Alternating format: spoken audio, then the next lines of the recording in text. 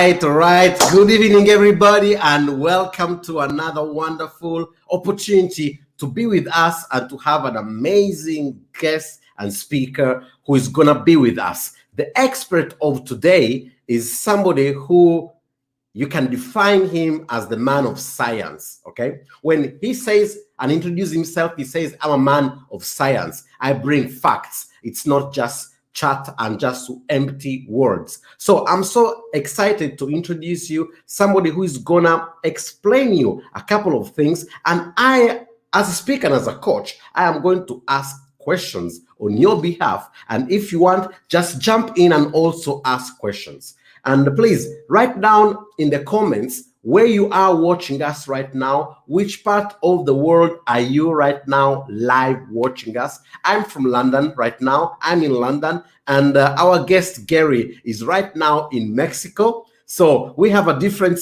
time zone, and we have made it to be here together. And this was a surprise of the last minute, but he's going to bring so much value, and he's going to bring his expertise regarding health and regarding anything that is related to the human biological system. Okay, so it's better that I show you a video. How many of you like to see a quick video of introduction of Gary? So stay tuned, get ready, and my name is Gary Brecka. I'm a human biologist and biohacker, and I am absolutely obsessed with the physiology of the human body and how we can optimize its form, function, and performance. I've traveled the world to learn from the globe's leading pioneers in regenerative medicine, and I've helped more than 10,000 people unleash their true human potential by giving them a roadmap to optimal health. And today, I'm blessed to share what I've learned with all of you.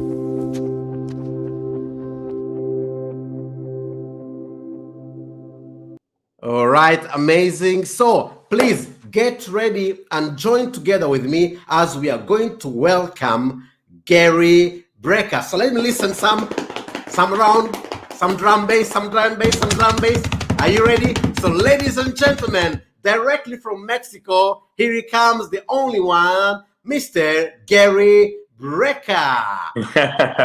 How are Gary? You? Great to be with you, Moses. Thank you for the introduction. That was very kind of you. We made it. No matter the challenges, we made it to be here to serve our audience. So how are you doing in Mexico? I'm doing excellent, man. It's great to hear your voice.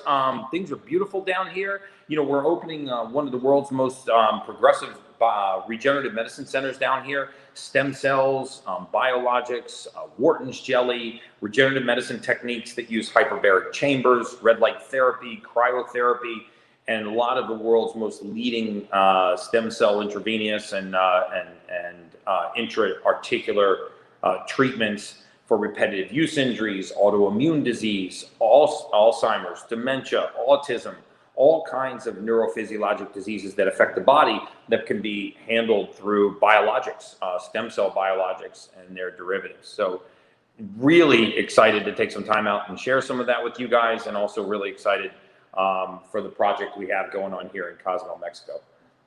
That's amazing. That's amazing. And when we had a quick chat earlier in the afternoon, you were just by the beach and you had just come out from the water.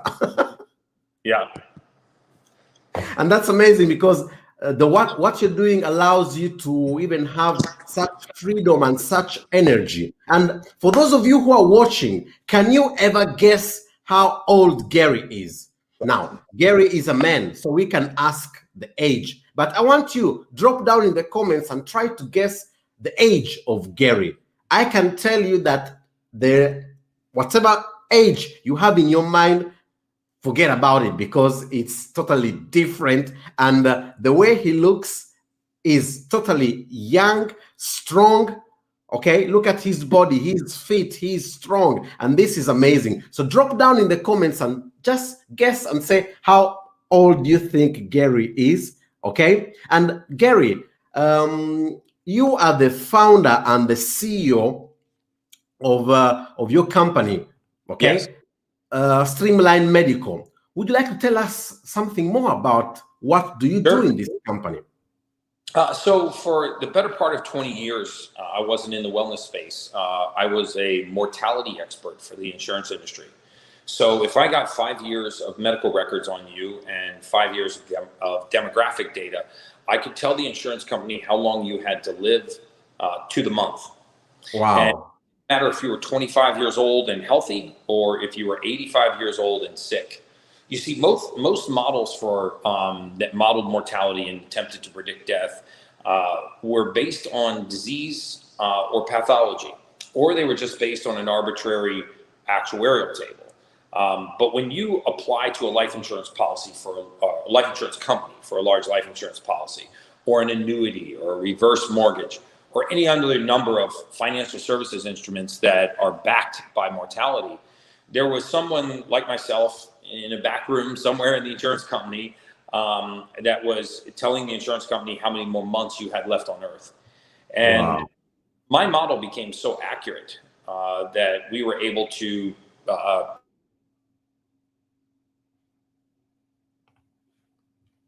Oh, Gary, we lost your mic. so Mike is back. Yeah. We were able to predict death to the month, to the point that if if you were a 30-year-old male, had never been to the doctor, didn't feel ill, how do you predict how long that person has left on Earth? Well, what we did was we used the absence of optimal health to predict death. And so we actually used wellness markers instead of pathology, because a lot of people don't have pathology or disease. They actually have the absence of optimal health. And one of the things that we learned in the modeling of mortality was that optimal performance, optimal health is not as elusive as you think. It basically came down to three things. It came down to glycemic control, how well you controlled your blood sugar over a lifetime, hormone balance, how well you maintain hormone balance throughout a lifetime, and something called nutrient deficiencies, things like DHEA, vitamin B12, and vitamin D3 to be specific. And we could take these three basic pillars of optimal health, and based on where you stood, we could tell how quickly this would result in your demise, how resilient your body was to pathology, to infections, to disease, or how well you would recover from disease. We could also look at how quickly you were aging. Were you aging at your chronological rate? Were you aging faster? Or were you aging slower? And so a lot of the advice that I give to people is very practical advice. Things like getting sunlight, supplementing with vitamin D3, applying a thermal stress and a physical stress to your body every day, learning how to breathe for at least 5 to 8 minutes a day. Simple things that we can do to change our oxidative state, strengthen our body, and put forward a very, very strong immune system and resiliency to disease. Because we're in the midst of a pandemic right now, talking about immunity is always appropriate. But one of the things that I don't hear anybody talking about is what is happening to the global immune profile right now. What is happening to our immune system when we social distance, mask, and residential quarantine? Because what we sometimes fail to realize is that stress is actually a very positive thing for a human being. We respond very well to stress. We actually adapt and strengthen in stress. In the plant world, there's something called phototropism. It's how a tree or a plant will bend against the wind into the light. It will grow towards the light. If you've ever been on a beach and you've seen a palm tree that comes up out of the ground and takes a 90-degree turn, grows 100 feet, and then goes straight up in the air, that's phototropism. And so with human beings, if we don't load our bones, they won't strengthen. If we don't actually tear our muscles, they won't grow. If we don't challenge our immune system, it will weaken. And so one of the things that I encourage everyone to do as we're staying further away from human contact and masking up and residential quarantining and socially distancing and our immune system is weakening is do things to bolster our immune system. And I'd be happy to talk about those today if you'd like. Yeah, absolutely. You go ahead, please. How can we boost our immune system? So with regard to the immune system, let's remember that our immunity is largely based in the gut, right? 70% of our immune health comes from our gut. So if we have an unhealthy gut by design, we have an unhealthy immune system. But knowledge about how to properly care for the gut is very scarce. In fact, most people think if you take a probiotic, that probiotics are going to magically make it into your gut and populate your intestinal flora, and you're going to be healthy, and that's not true. In fact, 95% of all probiotic strains in the world are completely useless. Because if we think about where probiotics live in the gut. They do not live in the stomach. There's a reason why they don't live in the stomach, because the stomach is designed to kill bacteria. That's what the acid media in the stomach is designed to do. So then why would it make sense to take probiotics, put them in a capsule that opens in an acidic environment and swallow it just to have it open in your stomach and kill 98% of those bacteria? You're swallowing a probiotic that's completely useless. It will, you might as well suck on an ice cube, right? With probiotics, it's very important that we get our probiotic flora from a probiotic that has a pH protected capsule. A capsule that's meant to open in an alkaline environment, not open in a basic environment. Not open in an acidic environment. If it opens in an acidic environment, those bacteria will bathe in acid and they will die, and they will go into your gut just as inert carbons. So one of the things we can do to bolster our immune system is certainly take a probiotic. The second one is to make sure we have adequate intakes of fatty acids. That sounds crazy, to eat fat to be healthy, but omega-3 and omega-6 fatty acids are what's called essential fatty acids. If it's essential, it means it's necessary for life. And there are 2 fatty acids that are essential. There are 8 amino acids that are essential, and we need these 8 amino acids and these 2 fatty acids in order to have healthy gut flora, healthy gut bacteria. For the record, we don't need to diverge into ketogenic dieting or anything today, but there is no such thing as an essential carbohydrate. So contrary to popular belief, carbohydrates are not required for life, or they would by design be called essential. So we need probiotics, good omega fatty acids. Our killer T cells are almost entirely made up of fatty acids. These are the special fighting soldiers that they're the first ones on the field when the battle starts, and they're the last ones to leave the field because they have a memory. They remember the enemy's uniform. And if that enemy shows up again wearing the same uniform, they're ready for the attack, right? This is how we form immunity, our IgM versus our IgG immunity. And we remember long-term the enemy that showed up, for the previous battle. And then the last thing is adequate levels of vitamin D3. This is a global pandemic. Deficiency in vitamin D3 is seen in roughly 85% of the world's population. A full 50% of the African-American community and dark-complected communities, Latinos, African-Americans, Jamaicans, complexions like yourself, are clinically deficient in this vitamin. And if you think about it, a human being is only capable of making a single vitamin. We only make one vitamin. There's hundreds of vitamins in our bloodstream right now, but we're only capable of making one without any outside influence, and that's vitamin D3. There's not a single cell in the entire human body that does not have a receptor site for this vitamin. If you look at its impact on health, wellness, immunity, optimal function, bone health, osteopenia, osteoporosis, brain health, warding off cancer, cellular elimination, waste, regeneration, all of these things rely heavily on vitamin D3. So if there's anything you could do for yourself to bolster your immunity, it would be to take a good probiotic in a pH-protected capsule, a healthy omega-3, omega-6 fatty acid, and a vitamin D3, 5,000 IUs of vitamin D3. This is really insightful. And as a coach, as a high-performance coach, my audience mainly are overachievers.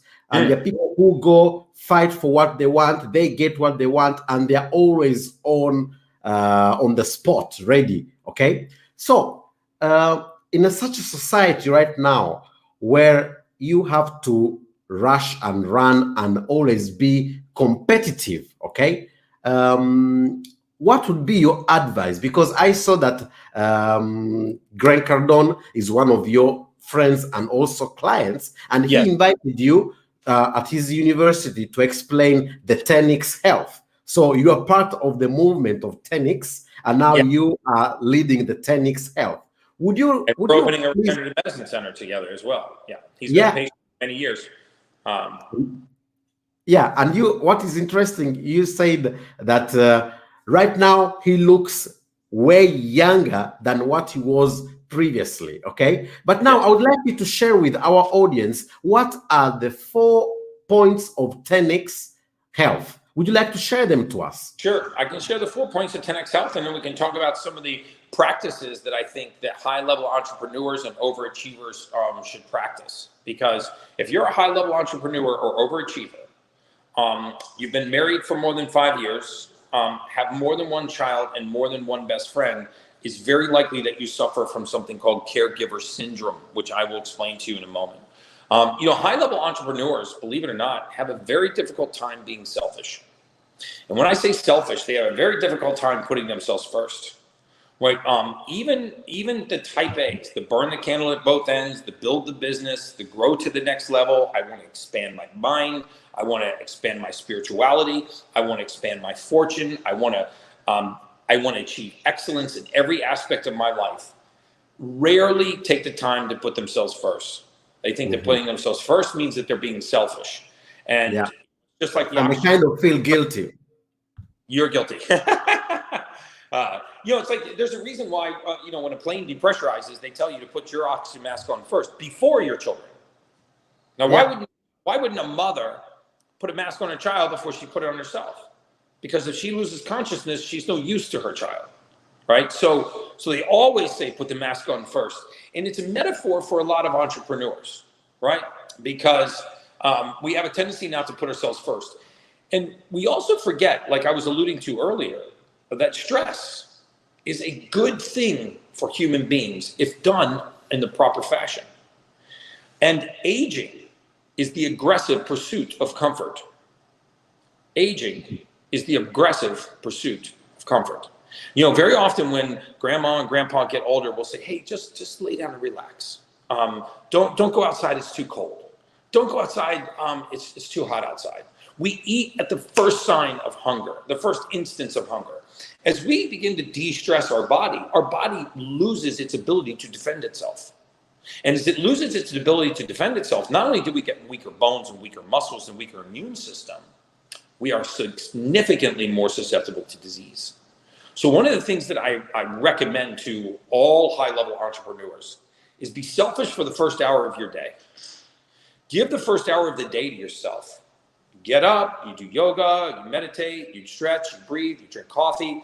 And I would insist that if at all possible, you do 3 things. You learn how to breathe, which is the first, and that sounds crazy, learn how to breathe. We all have to know how to breathe or none of us would be on this phone call right now. But learn how to get voluminous amounts of oxygen into the body. One of my favorite mentors is Wim Hof. He's going to be on my clubhouse in a few weeks. And not for his globally known achievements, being packed in ice or running marathons in the Arctic Circle or marathons in the Mojave Desert. I like Wim Hof because he brought the ultra complicated down and made it simple. He said, you can take 8 minutes out of your day to breathe and add 7 years to your life. And remember that the presence of oxygen is the absence of disease. The presence of oxygen is the absence of disease. There's that's powerful. That's powerful. That's very powerful. And guess what? It's free. Exactly. There's no gimmick to sell. There's no click funnel you need to join. It's right around you right now. And you can go get it as soon as we get off this phone call, or I can't hear you breathing. You can breathe while you're on the phone call. So Wim Hof teaches an 8-minute breathing technique.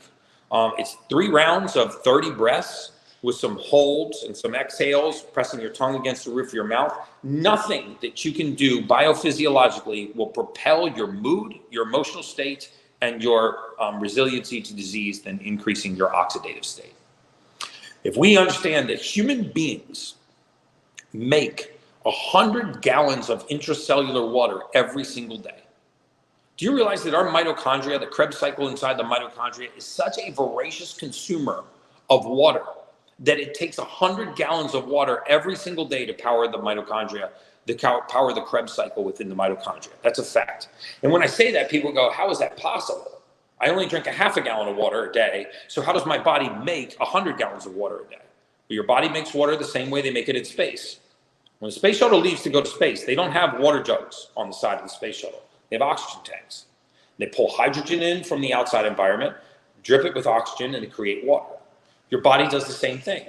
It grabs oxygen from the serum of the blood, hydrogen from the cytoplasm of the cell, builds a water molecule, and throws it into the mitochondria. So if we don't have enough oxygen, we don't create enough water. If we don't create enough water, our mitochondria starve. When we're dehydrated or low on oxygen, we have hypoxia, then our mitochondria are choking all day long. And one of the first things we can do in the morning is get good, deep, sustainable breaths of air into the human body over an 8-minute period of time, oxygenate the blood, hyperoxygenate the tissues, change the oxygen tension in our tissues, and get off to a really good day.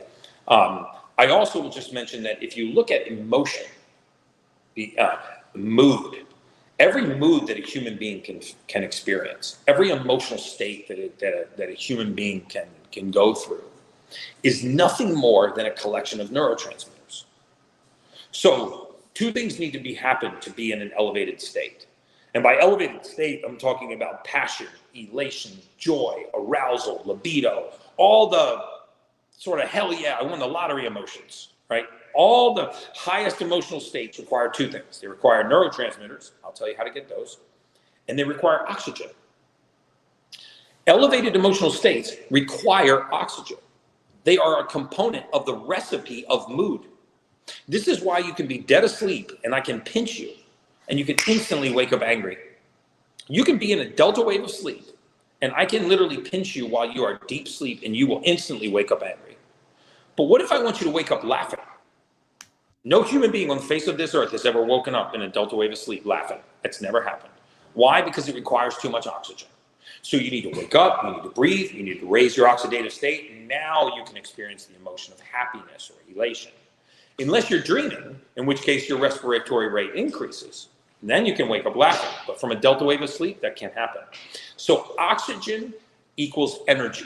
It fuels our prefrontal cortex. It is the absence of disease. It is the absolute antithesis of disease. I probably have about 3 minutes left. So breathing is extraordinarily important. The second thing is to apply a thermal stress.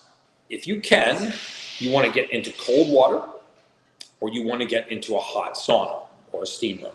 If you have access to any of those 3 things, sauna, steam, or cold water, and not everyone has access to a cold shower, don't be a baby. And the reason being that our body has a reserve of very special proteins. They're called heat shock and cold shock proteins. These are very valid proteins in the human body. They're stored in the liver. They're released in extremist situations. So if you put yourself into a hot sauna or you put yourself into a cold bath, your liver will dump heat shock or cold shock proteins into your bloodstream. Google them. You'll be amazed at what they do. They scour the body of free radical oxidation. They quadruple the rate of protein synthesis. You can repair 36 hours of muscle, tendon, ligament, bone, and joint regeneration in 20 minutes of exposure to hot or cold. And heat shock proteins are readily available. Your liver is capable of secreting them every single day. And then the third thing I would do is apply a physical stress. My preference is weight-bearing exercise over cardiovascular exercise because weight-bearing exercise also raises your cardiovascular rate. So if in the first hour of the day you breathe, apply a thermal stress, and apply a physical stress, I promise you the other stresses that come at your body that day, the mental stress, the angst with the children, your spouse, your career, your marriage, your boss, the number of tasks that you have to do, those will all become much easier for your body to handle. They will not raise your cortisol level, and they won't result in physiologic stress. So I know that was kind of a tangent. So this was really great. So when you talk about sauna and cold, is it possible to do it also at home, having a hot shower and then having the last 1 minute drastically cold? Well, what I would prefer is that you just use the cold water. Turn the shower on as cold as you can. Step back from the water. Take a couple deep breaths. And then take a deep breath. Hold it. And breathe out as you step into the cold water. This will prevent you from gasping. And once that breath is gone, by that amount of time, you're going to be used to that cold water. Then it's going to start to feel good. Then your body's going to start to crave it. Because what we do is we try to dance our way in, or we don't breathe properly before we enter the cold water stream. And you know, we're little babies, we back out and we warm the water up. But remember that aging is the aggressive pursuit of comfort. The more comfort we seek, the more accelerated we age, right? Wow. Want to see this happen? Just cast your left leg for 3 weeks. When you take that cast off, I promise you it will be a third of the size of your other leg. Why? Because you stop stressing it. And what will be smaller? Bones, ligaments, tendons, joint, lack of synovial fluid, blood flow, arteries will recede, nerves will become desensitized. It's incredible how fast the human body efficiently stops using resources that it's not called upon to use. So if you don't stress your body on a daily basis, it will stop preparing for stress. And that's when disease has an opportunity. Wow. This was so powerful. Thank you for this point on how to 10x your health. And talking about aging, okay? In your streamlined business you've got in Miami, in Florida, sorry, you deal with the hormone balance that can affect the aging. Could you tell us more about this? Yes. So hormone balance is incredibly important. You know, we tend to think of hormones, especially like testosterone, things like that, as only being male hormones. But I want you to, if I could, I can't really draw something I was going to draw. I want you to imagine a tree. Okay. Okay. And we're going to go from the deepest roots of this tree into the leaves. Okay. And I'm going to show you how good biometric physiology is the driver of optimal health. So let's imagine that a patient comes into my office, this is the most common reason why patients come into my office. They say, Gary, I just don't have the same energy level I used to have. Okay, so when I hear a patient say energy, I convert that to physiology. So what they're really saying is, Gary, I don't have a lot of oxygen in my blood, because oxygen equals energy. Everything that a human being perceives about energy is nothing more than oxygen in your blood. So if you said, Gary, I had a lot of energy today, physiologically what you're saying is, I had a lot of oxygen in my blood today. So if oxygen equals energy, which it does, then the question is, how do I raise my blood oxygen? Well, what carries oxygen in the human body? Red blood cell. Inside the red blood cell, there's a fluid. It's called hemoglobin. So if you have fewer red blood cells, or the red blood cells you have don't have a lot of fluid inside of them, you are what we call hypoxic. You are low on oxygen. If you're low on oxygen, you're not only going to be tired, but you're not going to sleep very well. And this is an odd dichotomy that people have a hard time understanding, because you think that a person who's the most exhausted would sleep the best. But that's not true.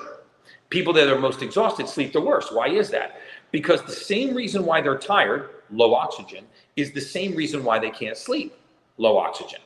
Remember that your brain, our brain, is actually very primal.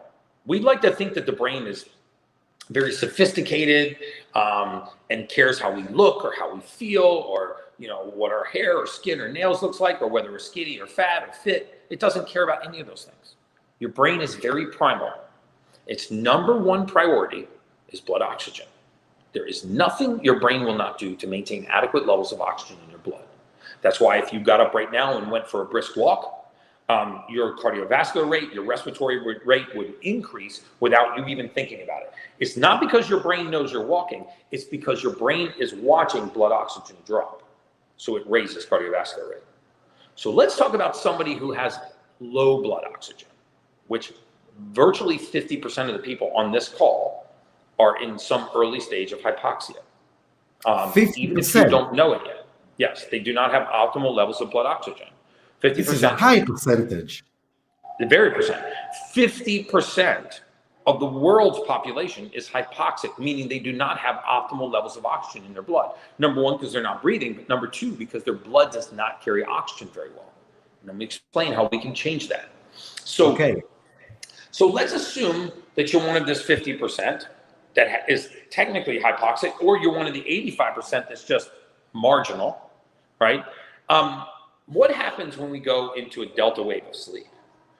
Our blood oxygen level starts to fall, right? Because our respiration rate becomes more shallow. As our respiration rate gets more shallow and blood oxygen begins to fall, then what happens is the brain panics because it sees blood oxygen getting too low, and it wakes you up. How does it wake you up? It pulses cortisol. So people that are exhausted look like a bouncing rubber ball going down the hallway when they sleep at night, right? Boing, boing. They bounce out of delta wave of sleep. They start going back in, they bounce out of delta wave of sleep. They start going back in, they bounce out of delta wave of sleep. So they're exhausted when they go to bed, and they're exhausted when they wake up. And so then they do the worst thing. They go to their doctor and they say, hey, doc, I can't sleep. I'm not sleeping very well. Well, you're not sleeping because the brain's trying to protect you. So now you take a sleep medication, something like zolpidem nitrate, diazepam, Valium, Xanax, whatever it is, Ambien, Lunesta. And now this has blocked the brain's view of blood oxygen. And now you're allowed to get into a delta wave of sleep. Except now, the next morning when you wake up, you end up saying something like, you know, I hate taking Tylenol PM because, you know, it's still in my system the next day. I feel groggy the next morning. That's not true.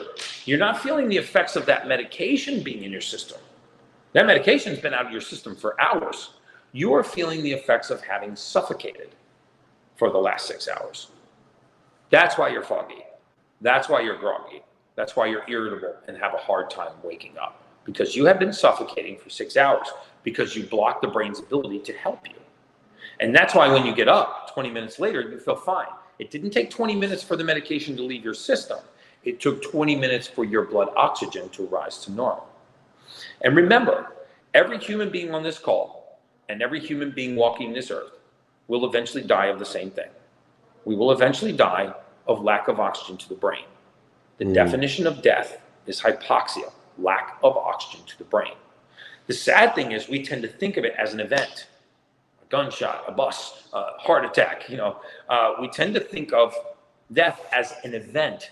But the truth is most of us are sliding towards that very, very slowly over decades and decades and decades as we continually become more hypoxic. So if we fight hypoxia, we fight aging. And we add not just years to our lifespan, but we add years to our health span. One of the things I looked at as a mortality expert was how well does your blood carry oxygen? If your blood didn't carry oxygen very well, I would shorten your life expectancy. So I feel like I gave you a really long answer to a really short question. Yeah, no. I mean, I was totally absorbed, and I was remembering when as an overachiever and as a business owner, the moments when I was most successful and productive was when I was going at 6 in the morning in the gym, and I was having a cold shower after the gym. Okay. Yes. And then I was walking to get the tube, the underground. So in that moment, Perfect. I was deeply breathing. Okay. Not only were you deeply breathing, but you were in close proximity to other people. You got lots of pathogens, lots of viral pathogens, lots of bacterial pathogens. So your immune system fought that day. Your muscles tore. Your bones were compressed. And your liver panicked. And that's why you felt so good. Because you stressed your body, it bounced back. It's like pulling back a slingshot. It doesn't feel so good when you're stretching it. When you let it go, man, it has a lot of force. And so in order for the body to be able to push back on stress, we have to build its forces, which includes thermal stresses, weight-bearing stresses, physical stresses, and oxygenating the body. Those are the easiest My recommendation is you also look at your genetics to make sure that your body has the raw materials to function optimally. And I can explain that, or look at your blood work, and I'd be happy to explain that. If you just follow me at Gary Brecka, at GaryBrecka, I have loads of videos that explain this. I don't even sell anything on my Instagram, I just teach. Yeah, that's amazing. And I'm so fascinated on the fact that you can slow down your aging, and what you gave us right now has been so powerful. Just simply breathe; it's free. Okay. Yes. And as medicine is progressing and moving forward, okay, what other helps can we find in the medical realm? For example, will you just talk briefly about the benefits and the power of stem cells? Yes. So a stem cell is a neophytic cell. This means it's like a little baby that doesn't know what it wants to be when it grows up. When you put it in the proximity of another cell, it can adopt that cell's function. So let's say that you put it in the proximity of damaged tissue in the elbow, or repetitive use injury in the knee, or repetitive use injury in the shoulder. What it does is it pulls up next to another cell and hears that cell's inflammatory signal. Because cells, just like ligaments or tendons or muscles or bones, when they're injured, they send out a signal that says, I'm hurt, I'm hurt, I'm hurt. These signals are inflammatory signals. It's inflammation, prostaglandin E2, cytokines, bradykinins, histamines. So we send these things into the bloodstream. And if there is a stem cell present that hears that signal, it pulls up next to that cell and it can adopt that cell's function. But instead of replicating at the age of the host, so not to burst your bubble on your earlier thing, but I'll be 51 this year. It replicates. There you go. Like you have revealed how old you are. So it doesn't replicate like a 51-year-old man. In my case, it replicates like a neophytic child. So now repair, regeneration, waste elimination, detoxification, all of these functions begin to improve. And so, if you have a repetitive use injury and, you're thinking of a joint replacement, stem cells are an incredibly good option. Wharton's jelly, which comes from the umbilical cord of the mother. They donate these placentas and umbilical cords voluntarily. They're never paid for these. And essentially, you're talking about cells that have left the mother on their way to the fetus and have not yet made it to the fetus. So these are some of the most neophytic cells in the world. They can differentiate into anything, right? Bone, ligament, tendon, cartilage, skin, muscle, hair, eyes, macula, rods, cones, you name it. It can differentiate into anything. And so these are incredible treatments that have tremendous promise for organ repair and regeneration, for modulating the immune system when its glasses are too clouded and it begins to attack itself, right? Like arthritis or lupus or autoimmune encephalitis or all of these autoimmune related diseases. So it's phenomenal stuff. And there's relatively new science in the field of biologics using exosomes, which are tiny packets of information, which help cells also communicate. So for example, the question is when a stem cell pulls up to another cell, right? And it's going to replicate the cell's function. How does it know that cell's there? I mean, how is it communicating? Well, right now we're communicating through vibration, right? That's the form of communication that we're using right now. I'm creating a vibration, it's going into my phone, the phone's recreating that vibration, and you're interpreting that. Cells communicate through exosomes, packets of information that leave and bring information back.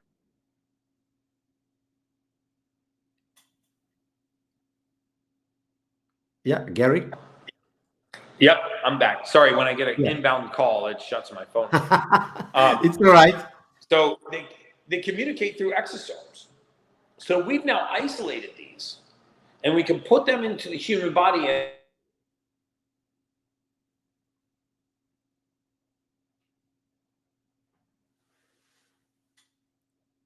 Gary, we cannot hear you. No, we can't hear you. We see you clearly. Now the audio, I mean, the microphone is free, but we cannot listen your beautiful voice.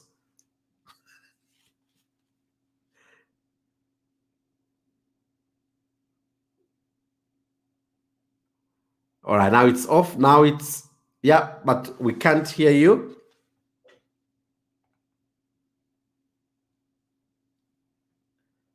We were exactly on the cherry of the cake, the juicy part.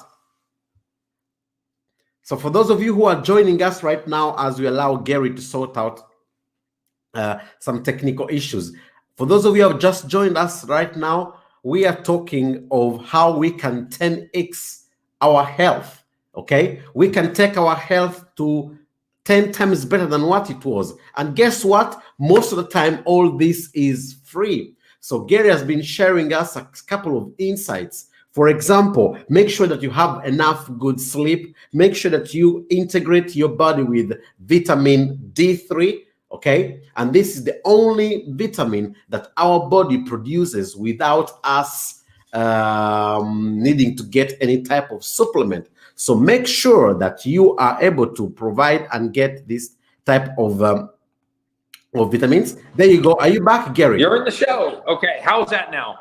Yeah, now it's perfect. Now we can hear you. Okay, great. Sorry about that, guys.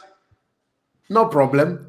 That's the advantage of being, the advantage and disadvantage of being live. We are real, so we are there with you.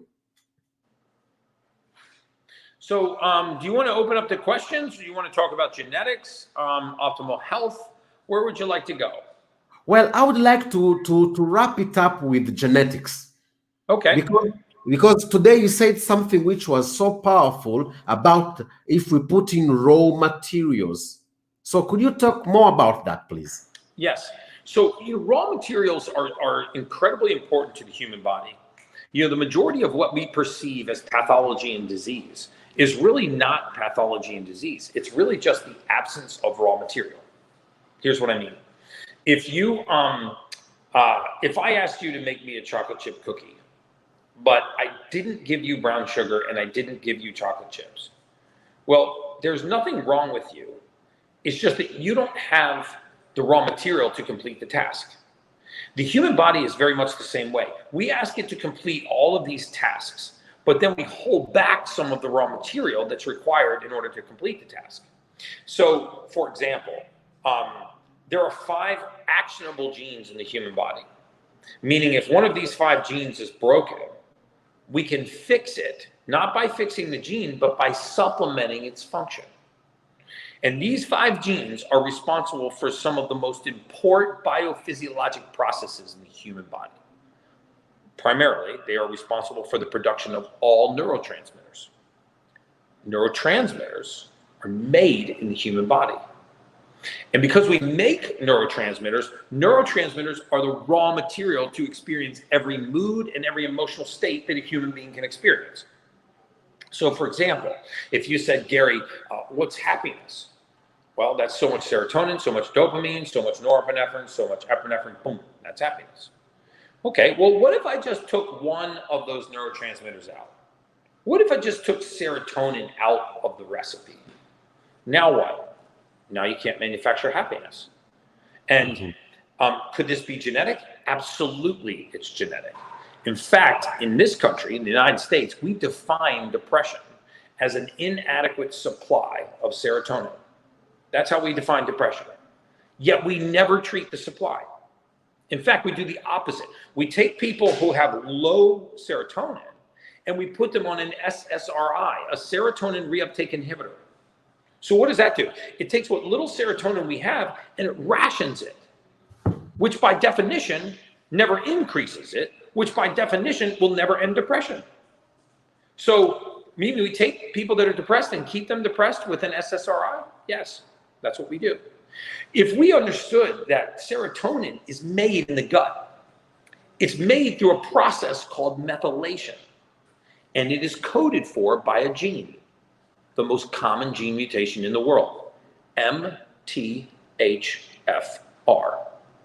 MTHFR. If you have this gene mutation, you lack the ability to properly methylate and produce serotonin. And if you're not properly methylating and producing serotonin, you are by definition depressed. Or you have anxiety.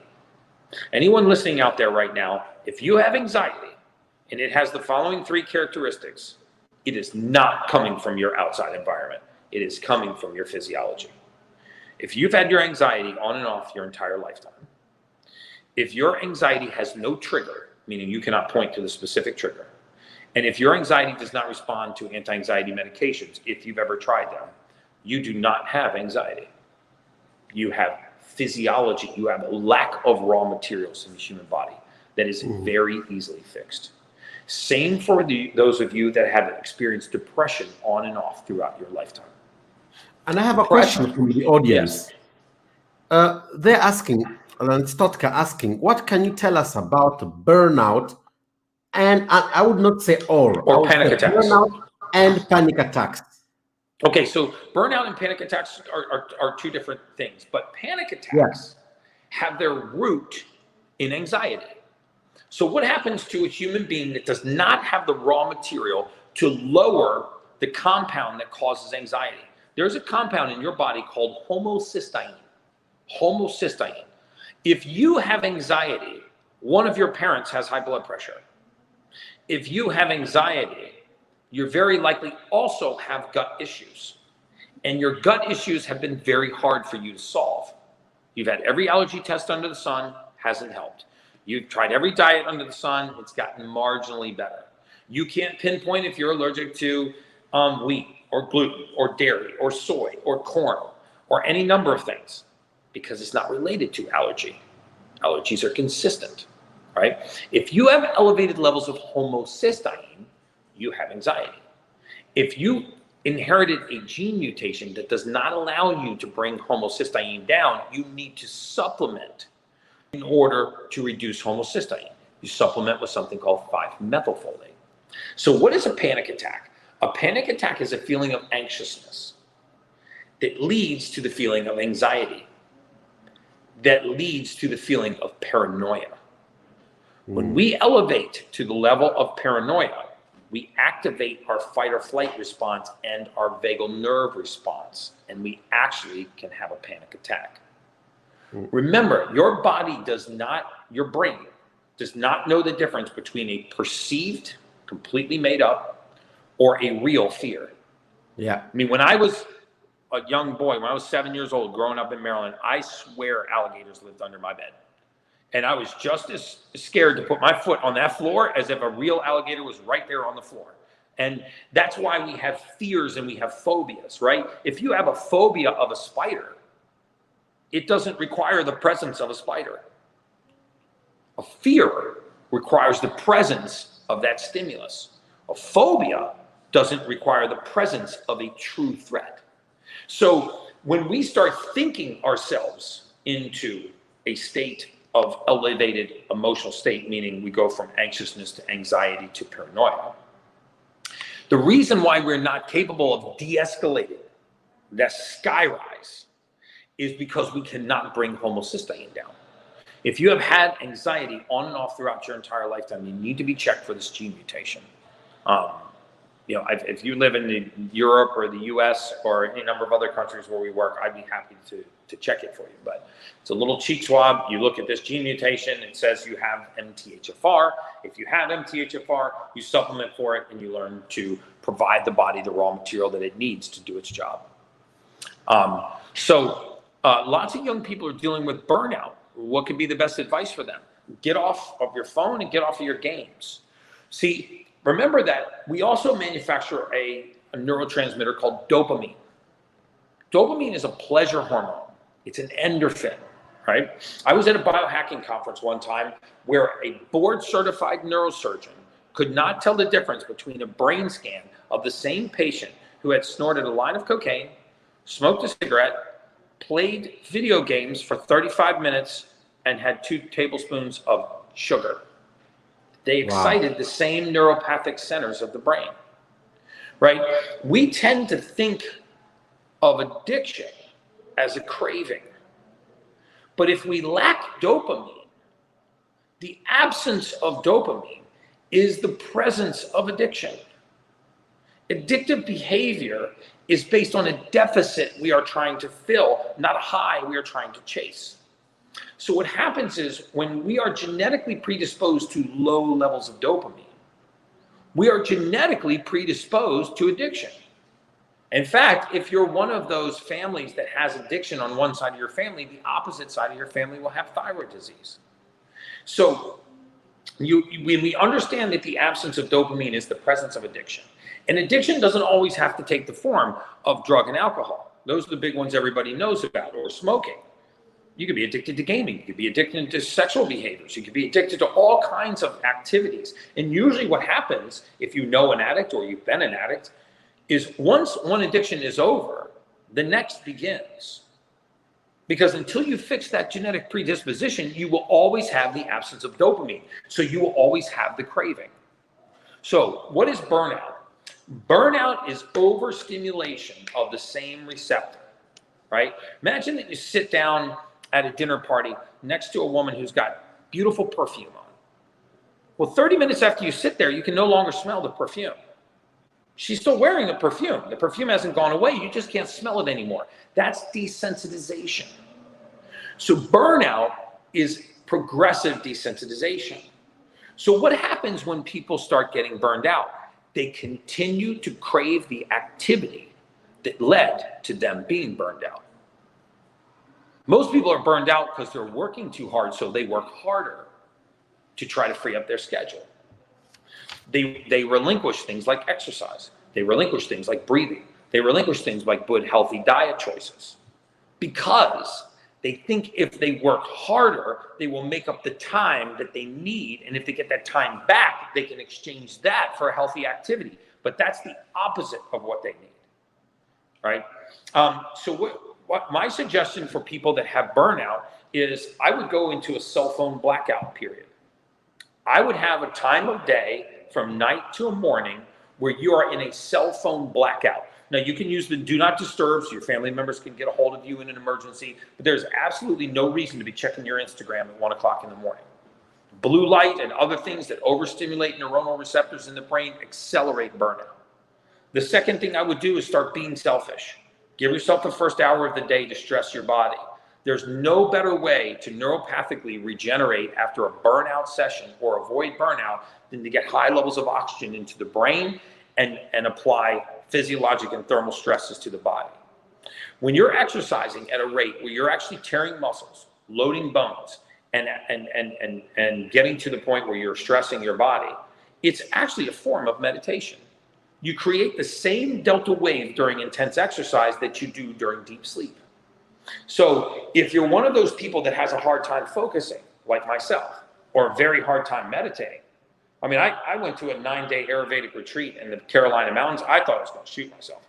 I mean, these guys, they were making me do yoga and guided meditation. I was like, I was just way too type A for this. I sat down, I was like, they had this Reiki master. She sat next to me and she said, okay, Mr. Brecka, there's a tunnel. And at the end of this long tunnel, there's a light.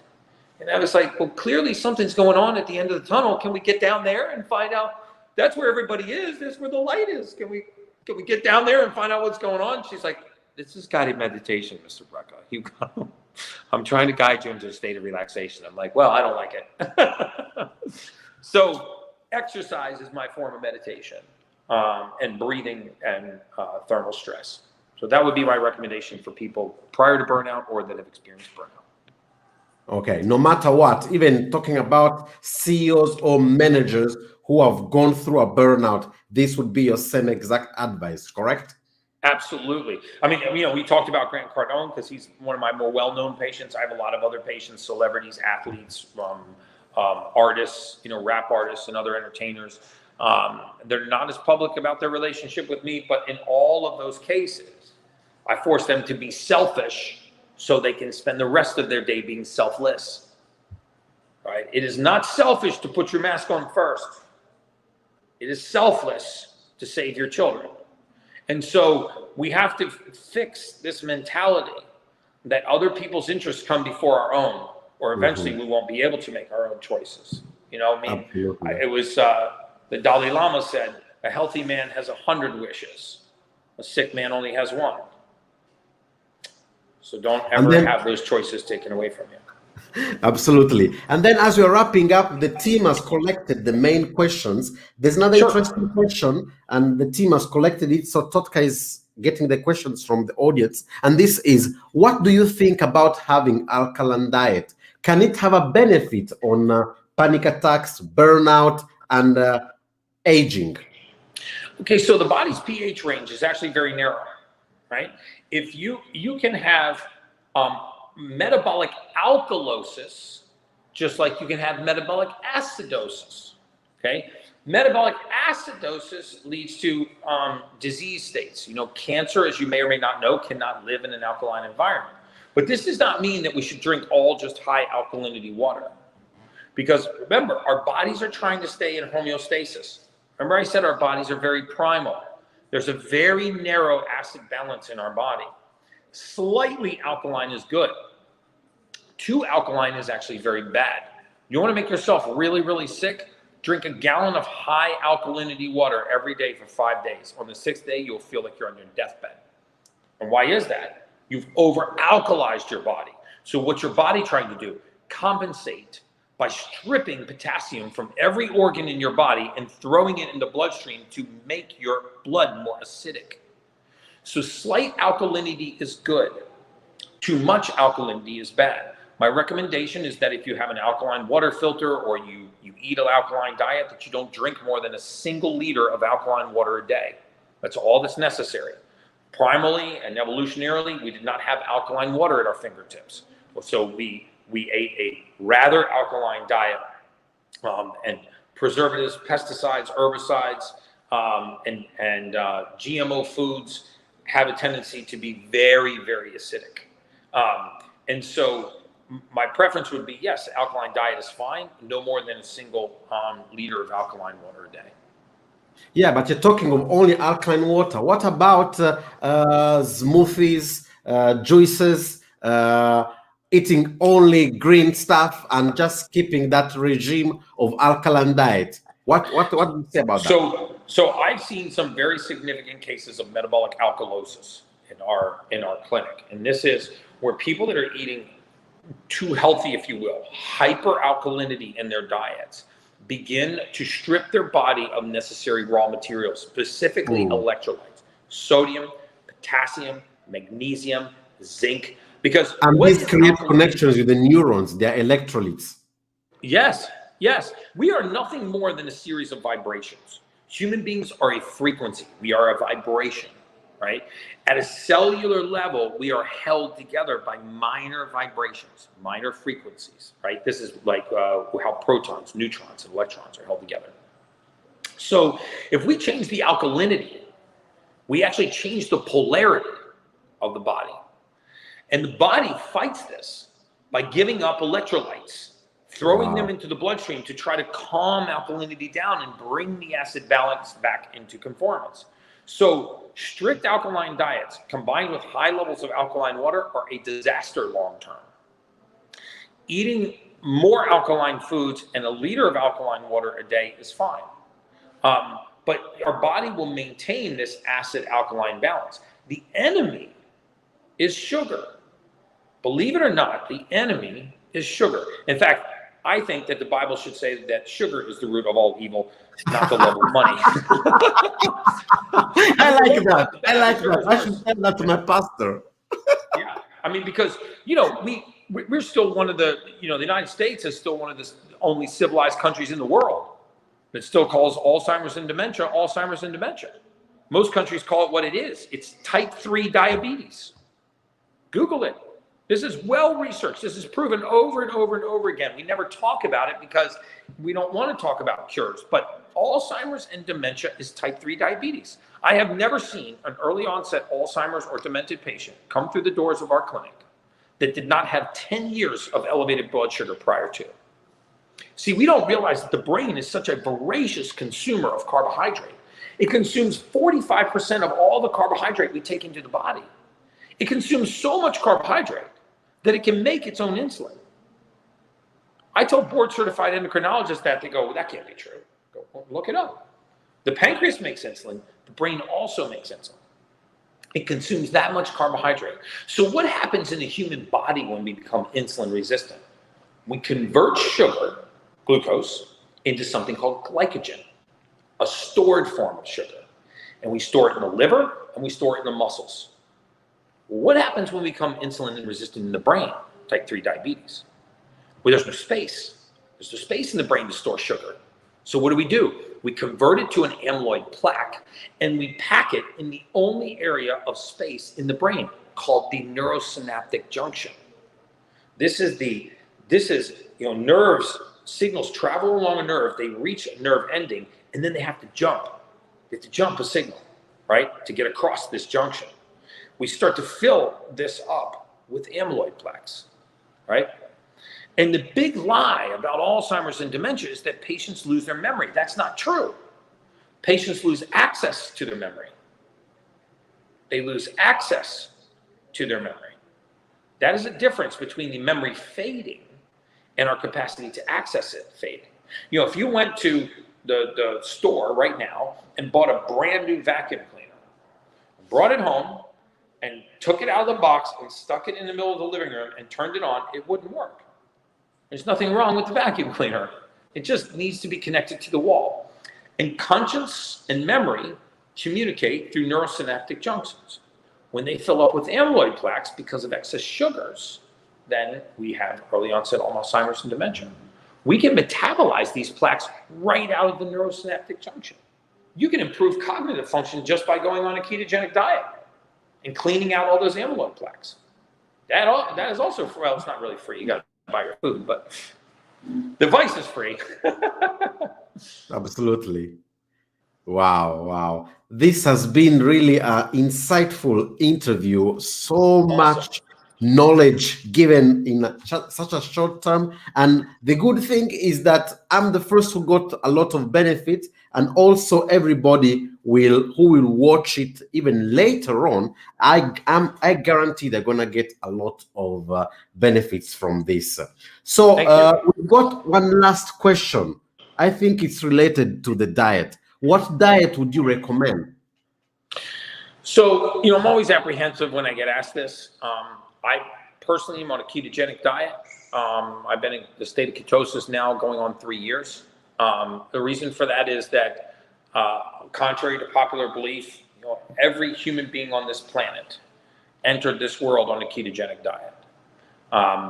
Ketosis is by definition a fasted state. And digestion is the most distracting thing to a human body. In fact, the worst advice we ever got was to eat small meals more often, or that breakfast is the most important meal of the day. The longest study ever done on longevity on the face of this earth, if we were to boil it down to one sentence, it would be, if you want to add 7 years to your life, stop eating breakfast. Every time you eat, you cease all other biophysiologic processes in the human body. You cannot repair, you cannot regenerate, you cannot eliminate waste, you cannot detoxify when you are digesting. You can only digest. So the only time that our body gets to the bottom of its checklist is when we stop bothering it. You ever go to the office and get into a really good thought thread and someone comes barging through your office door and you have to pay attention to them and then try to get back into the thought thread, and somebody comes barging through your door again and go back and they barge through? This is what digestion does to the body, right? It interrupts its activities. It interrupts the thought thread that the body gets in. So beta hydroxybutyrate, the main ketone body, also expresses survival genes called sirtuins. It is the lowest diet in deuterium depleted water. Remember when I talked about our cells making 100 gallons of intracellular water every day? If you really want to blow your mind, just look up deuterium depleted water. It'll absolutely fascinate you what they are using this water to do for cancers and cellular biology and health and longevity and anti-aging. It's fascinating stuff. So I want my body to make deuterium depleted water. And then lastly, it's the lowest inflammatory diet on the planet. Now, contrary to popular belief, you don't get metabolic acidosis, you don't get hypertriglyceridemia. I post my blood labs to Instagram in front of hundreds of thousands of people every few months, because I want people to see that I practice what I preach, and that also you have a view into my blood work. I get 75% of my caloric intake from fat, and I have the same blood fat as a vegan. So that's the diet that I have chosen. I have no issues with plant-based diets. I think they're very healthy. I think they're very safe if they're done properly. I think you should avoid nightshades, and you should avoid lectin-based vegetables, because these are poisons that vegetables use to protect themselves the same way animals use horns and spikes and venom. So I would avoid those, and make sure that you supplement with a good vitamin B12, methylcobalamin, rather than what's called a cyanocobalamin. Wow. Deep. So, Gary, is it okay for you if in the future, sooner or later, we plan another chat with our audience, and probably we can even serve our audience in a better way, technically, okay? Yes, I would love that. We didn't have much notice about this, so we did our best. We're in Cancun, Mexico. No problem. It was amazing. We have served and helped and transformed people's lives, because we don't have chats. We have transformational talks like what you've done today.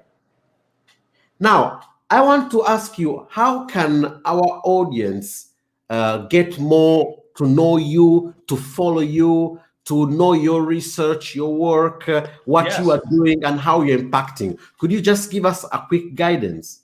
Yes, you can follow me on Instagram at Gary Brecka, Brecka, at Gary Brecka. Let me see if I can. Instagram. I'm gonna pop it up. Let me just put it.